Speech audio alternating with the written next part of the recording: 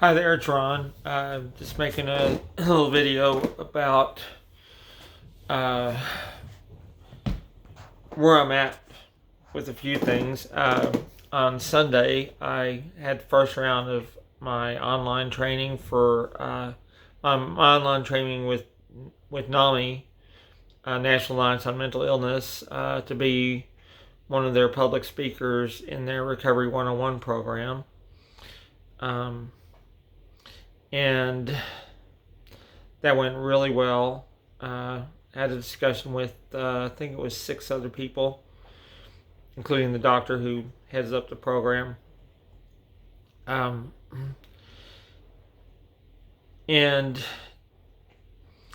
each person talked about a little bit of their history and why they're doing it and everything.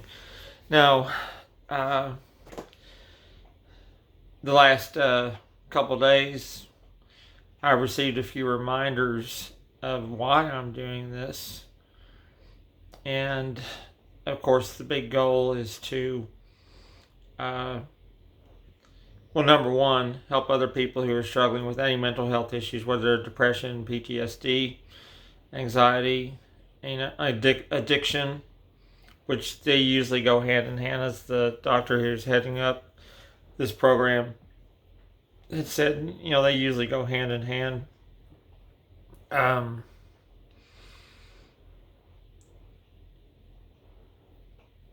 January 11th, today is my birthday. January 12th is my birthday. January 11th was my friend Heather's birthday, and Heather passed away about a year and a half, coming up on 2 years, it's hard to believe, March 2019, and that was after battling mental health issues for several years. She had inpatient treatment several times for sometimes lengthy periods of time, and she'd done outpatient. And when she departed, she was doing outpatient. So lost her March 2019. My friend James, now this was just last night, early morning, January 2011. January 11th. I'm tired. Sorry about that. As he often does, James showed up in one of my dreams, and as usual, it seemed very real. I kind of refer to them as visitations. I don't know if other people get this kind of thing or not with loved ones, but any of you that are on my Facebook page or know me in person, either or, you've very likely heard me. Hey Zeus, what are you doing? You very likely heard me talking about James and seeing pictures of him and everything. He was, best friend I ever had. And I had a dream early morning, January 11th, and it was strange. I was talking about him with a mutual friend, and then James showed up in the dream, and the thing that always strikes me about this, it seems very real. And we talked for a minute, and I was telling him that I'd been wanting to go to his house and get a few things to keep some memories, and I reached out to touch him, and he was gone. When I reached out to touch him, he was gone, and then the dream ended. I kind of popped out of my sleep. It's always a double-edged sword, because it's always wonderful to have that, even that contact in a dream, but then of course you wake up to reality. So those were the two recent reminders. I've lost others to mental health issues. James had passed very suddenly. Well, now it's been over 15 years. But these things stick with you, as a lot of people know.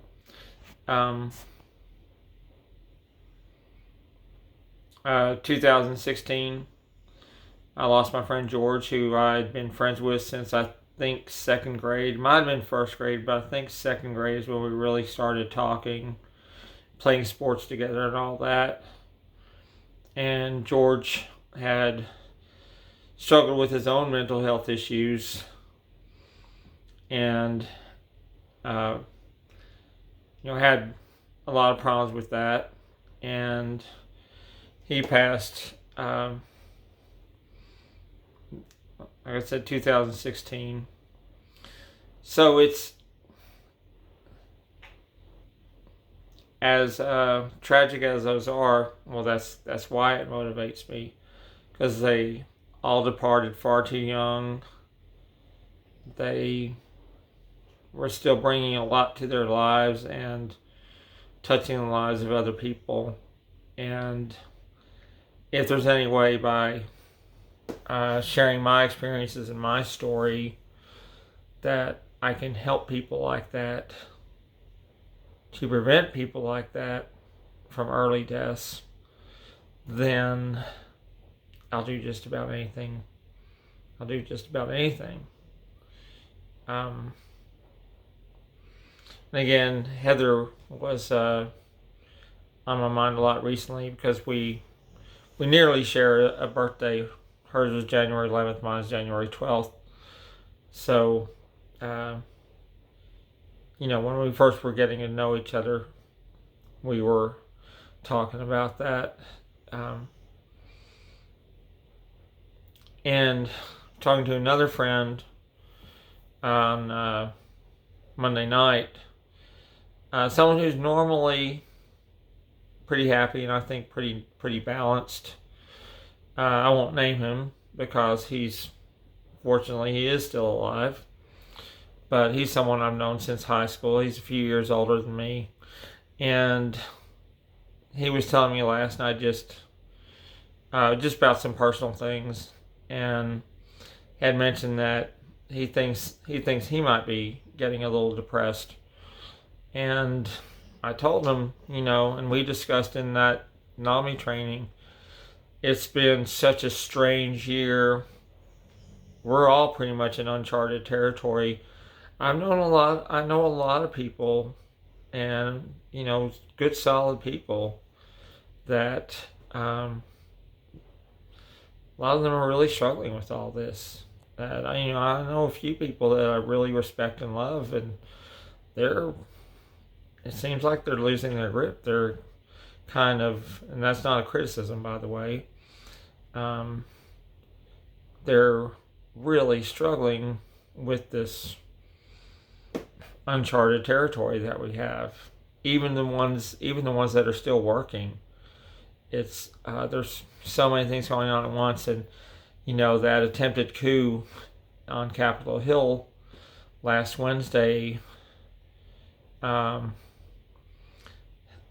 really upset a lot of people, and probably triggered people. I think it triggered me a little bit, just with my experience with Boston Marathon bombings. And now I don't know necessarily that I don't think it triggered my PTSD. I think it triggered my anxiety. So, there's that. And I'll just say, this guy, he mentioned that he felt like he should go out for a run. And I said, yeah, that's probably a good idea. That's what I was about to do. And as most people who know me know, I have my running streak going. It's 21 and a half years now. And I told him Monday night that this year in particular, well, as much as any other, I think my running has really saved me. That it just continues to give me that sanctuary, continues to give me that balance. So when things like that attempted coup on Capitol Hill, triggered is probably the right word. I think I think it triggered anxiety. Well, balance it out a little bit with a few miles of running, and it's cold and wet outside, but still get out there and you balance it out and continue my therapy, continue with my Zeus dog back there. So just want to tell everyone,